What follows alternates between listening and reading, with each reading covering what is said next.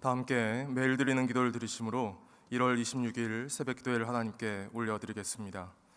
하나님 아버지, 어두운 이 땅에 빛을 비추어 주시옵소서. 거짓과 폭력, 전쟁과 재난으로 고통을 겪는 이 세상에 하나님의 사랑과 공의가 충만하게 하옵소서. 한반도의 평화를 지켜주시고 자유인들을 보호하시며 복음 통일을 이루어 주옵소서. 교회와 가정에서 믿음의 대가 잘 세워지게 하시고 성령님의 인도하심에 따라서 저희 교회의 신앙 지도 원칙인 경건한 복음주의 신앙의 육성, 성서적 생활 윤리의 훈련, 교회 연합 정신의 구현, 세상에서 하나님 공의의 실현에 힘쓰게 하옵소서. 모든 교역자들이 성령님으로 충만하게 하시고 모든 성도들이 기도에 힘쓰며 하나님의 말씀을 따라 행진하여 가게 하옵소서. 예수님의 이름으로 기도합니다. 아멘. 다 함께 찬송가 425장 함께 찬양하시겠습니다.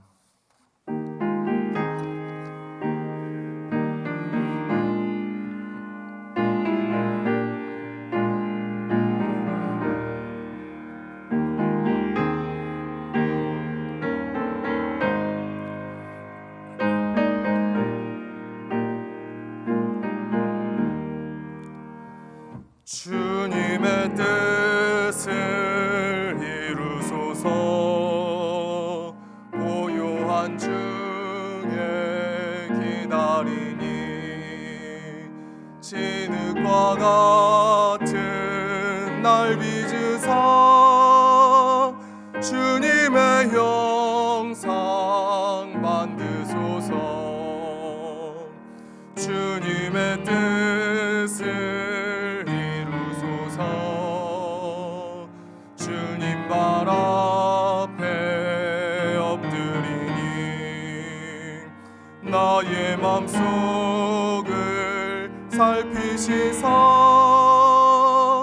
눈보다 희게 하옵소서. 주님의 뜻을 이루소서. 병들어 몸이 피곤할 때 권능의 손을 내게 펴서 강건케 하여 주옵소서. 주님의 뜻을 이루소서. 온전히 나를 주장하사 주님과 함께 동행함을 만민이 알게 하옵소서.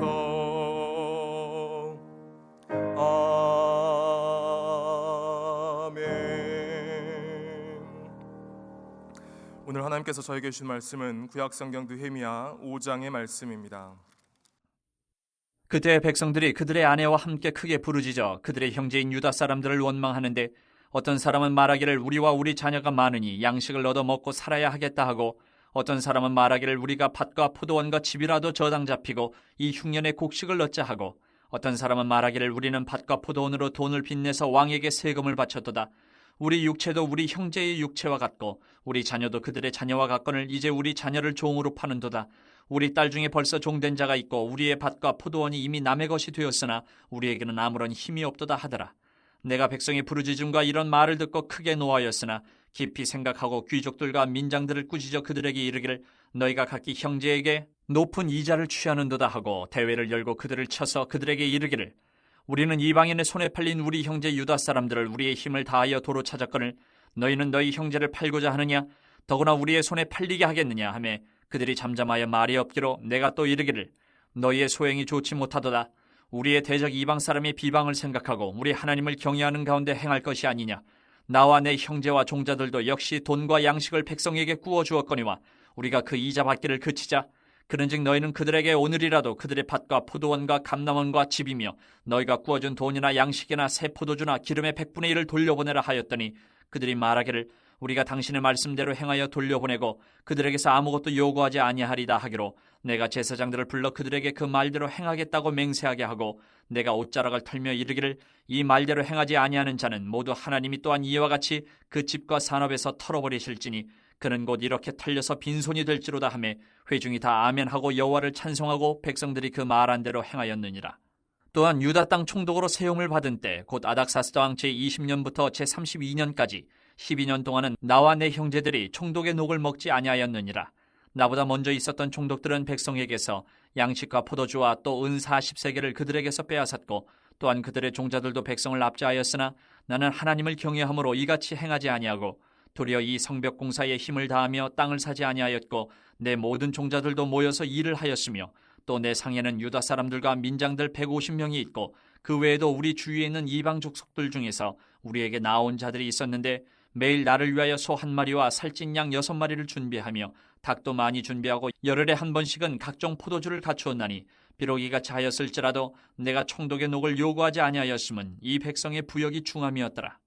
내 하나님이여 내가 이 백성을 위하여 행한 모든 일을 기억하사 내게 은혜를 베푸시옵소서. 오늘도 새벽에 내리는 눈길을 뚫고 성전에 새벽의 제단을 쌓기 위하여서 오신 성도 여러분, 그리고 멀리서 또 방송을 통하여서 새벽의 제단을 함께 쌓으시며 예배하시는 모든 성도님들 위해 하나님의 은혜와 축복이 충만하게 임하시기를 간절히 기원드립니다. 느헤미야의 지도 아래 이제 예루살렘 성벽 공사가 어느 정도 진척이 되었습니다. 한 장 앞에 4장 6절의 말씀을 한번 보시기 바랍니다. 이에 우리가 성을 건축하여 전부가 연결되고 높이가 절반에 이르렀으니 이는 백성이 마음 들여 일을 하였음이니라. 아멘. 그 무너져 내렸던 성벽이 이제는 그 둘레가 다 연결이 되고 그 성벽의 높이도 목표로 하는 높이의 한 절반 정도 공사가 진행된 그런 때였습니다.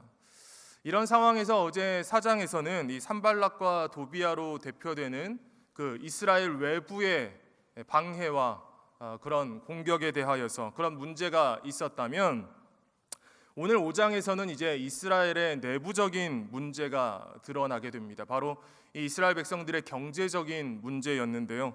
우리 다시 한번 5장 2절에서 5절까지, 조금 길지만 2절에서 5절까지 말씀을 다시 한번 한 목소리로 읽도록 하겠습니다. 어떤 사람은 말하기를 우리와 우리 자녀가 많으니 양식을 얻어먹고 살아야 하겠다 하고, 어떤 사람은 말하기를 우리가 밭과 포도원과 집이라도 저당 잡히고 이 흉년에 곡식을 얻자 하고, 어떤 사람은 말하기를 우리는 밭과 포도원으로 돈을 빚내서 왕에게 세금을 바쳤도다. 우리 육체도 우리 형제의 육체와 같고 우리 자녀도 그들의 자녀와 같거늘 이제 우리 자녀를 종으로 파는도다. 우리 딸 중에 벌써 종된 자가 있고 우리의 밭과 포도원이 이미 남의 것이 되었으나 우리에게는 아무런 힘이 없도다 하더라. 아멘. 백성들 중에 먹을 양식이 없는 이들이 있었습니다. 이들은 아마도 하루 벌어서 하루 먹고 사는 그런 사람들이었던 것으로 보이는데요. 건축공사에 동원되느라 경제 생활을 하고 또 양식을 구하는데 어려움을 겪었던 것으로 보입니다. 그리고 지금 흉년기에 곡식을 얻기 위해서 밭과 포도원과 집을 저당 잡히는 사람들이 있었습니다. 양식을 얻기 위해서 자기 재산 전부를 잃어버릴 그런 위기에 처한 사람들이 나온 것이지요. 또 세금을 내기 위해서 빚을 지는 사람들이 있었고, 또 이런 어려움들 속에서 자기 자녀를 종으로 팔아야 하는 그런 사태까지 벌어졌다라는 것입니다. 그런데 이런 문제들의 이면에는 바로 이 동족들에게 돈을 꾸어주고 높은 이자를 받으면서 돈을 버는 사람들이 있다라는 것이, 그것이 진짜 문제였습니다. 5절이 그것을 보여주지요. 우리 자녀들이 같은 유다 사람들에게 지금 종으로 팔려가고 우리 밭과 포도원도 그렇게 동족들에게 빼앗기고 있다, 이렇게 느헤미야에게 말하고 있는 것입니다. 여러분, 이렇게 이스라엘 백성들에게 이 같은 동족들에게 돈을 꾸어주고 이자를 받는 것은 하나님께서 금하시는 것이었습니다. 그래서 신명기 23장 19절 20절엔 이렇게 기록되어져 있는데요. 내가 형제에게 꾸어주거든 이자를 받지 말지니 곧 돈의 이자, 식물의 이자, 이자를 낼 만한 모든 것의 이자를 받지 말 것이라. 타국인에게 내가 꾸어주면 이자를 받아도 되거니와 내 형제에게 꾸어주거든 이자를 받지 말라. 그리하면 내 하나님 여호와께서 내가 들어가서 차지할 땅에서 내 손으로 하는 범사에 복을 내리시리라. 하나님께서는 이렇게 이 타국인에게, 외국인들에게 구워줄 때에는 이자를 받아도 되지만 같은 동포 이스라엘 백성들에게 구워줄 때에는 이자를 받지 말아라, 이렇게 말씀을 하는 것이죠. 그리고 이사야 5장 8절에서도 이렇게 기록되어져 있습니다.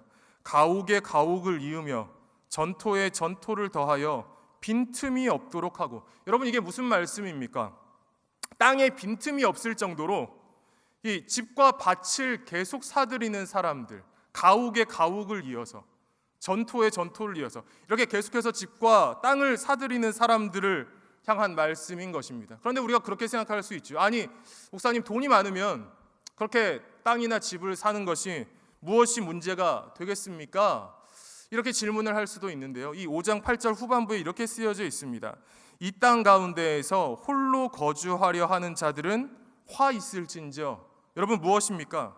오늘 이 느헤미야 5장의 상황처럼 가난한 사람들이야 지금 굶어 죽든 어쩌든 아무런 상관을 하지 않고 이런 어려운 상황을 통하여서 고리대금을 거둬들이고 이렇게 자기 배만 불리는 사람들, 이 땅 가운데에서 자기 혼자만 잘 살면 그만이라고 하는 사람들, 이 사람들에게 화 있을진저 하나님이 말씀하시는 것입니다.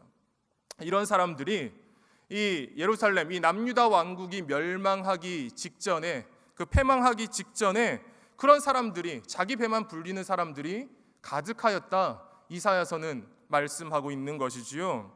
그런데 그런 악행 중에 나라가 멸망하는 것을 경험해 놓고서도 이제 겨우 포로에서 다시 돌아와서 성을 짓고 있는 이 귀한 공동체에 그때와 같은 그런 고리대금으로 돈을 걷어들이는 그런 악행이 다시 또 성행하고 있다라는 것입니다. 여러분, 설교 서두에 말씀드렸지요. 지금 예루살렘 성벽은 어느 정도 건축이 진척되고 성은 멋지게 지금 쌓여져 가고 있는데 그 성 안에서 살아가야 할 그 예루살렘 백성들, 이스라엘 백성들의 삶이 지금 다 무너져 내리고 있는 그런 형편이었던 것입니다. 이런 백성의 이야기를 듣고 이제 지도자 느헤미야가 분노를 합니다. 그리고 사람들을 모아놓고 이야기를 하지요.